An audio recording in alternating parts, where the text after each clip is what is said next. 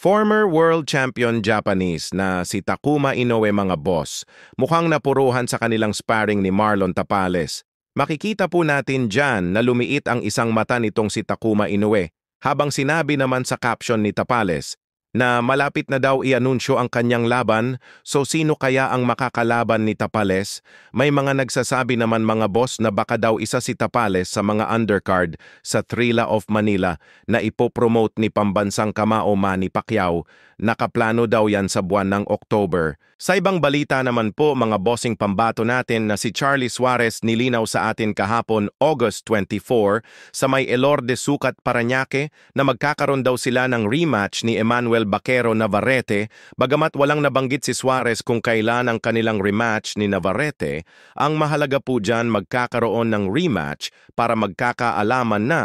Samantala, unbeaten boxer ni Charlie Suarez tumiklop sa boxer ng legal na kamao na si Josh Rivera. 3 beses nga po mga bossing humandusay sa lona itong boxer ni Champ Suarez, hindi niya kinaya ang lakas ni Josh Rivera. Samantala ayon kay former 2-division champion na si Luis Pantera Nery, ang kanyang goal daw sa ngayon ay makalaban ang Japanese na si Junto Nakatani. Ayon pa kay Nery mga boss, magiging maganda di umano ang kanilang salpukan ni Nakatani, bagay daw kasi siya sa super bantamweight division, kung saan aakyat si Nakatani sa division na yan. Kaso lang hawak daw kasi ni Inoue ang lahat ng titulo sa ngayon, kaya naman pansamantalang lalaban daw muna itong si Luis Nery sa featherweight division. Dagdag birada pa nitong si Luis Nery mga boss. Plano daw niyang lumaban sa bansang Japan sa October.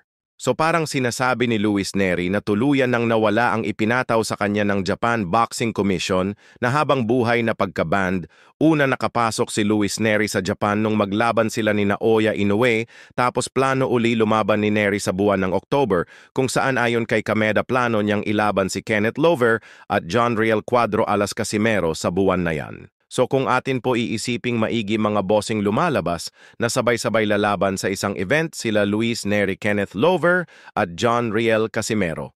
Kaya atin pong tutukan ang mga susunod na mga updates. Maraming salamat po.